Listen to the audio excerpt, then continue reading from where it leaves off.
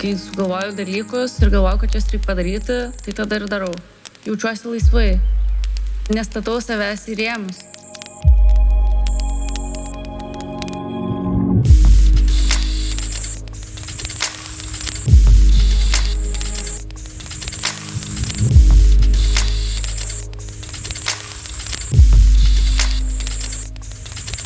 Kūryba tai man yra spontaniškas sprendimas. Jeigu pradedi galvoti, po to grįžti vėl prie pirminės minties.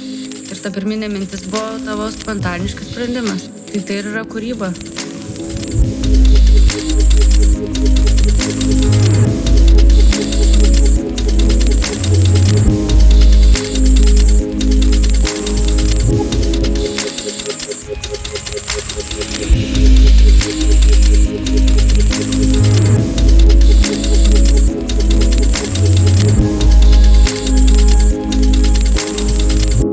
Aš jaučiuosi, kad aš esu filtras.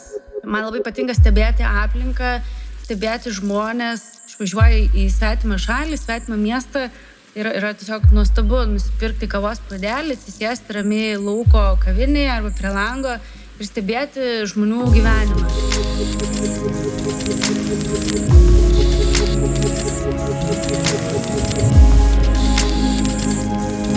Tiesiog tu turi surasti savo laiku, savo priemonę, kaip tu save išreiški.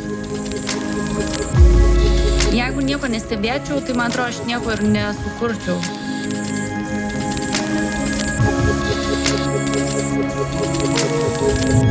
Taip, kūryba yra diskusija ir pokalbis.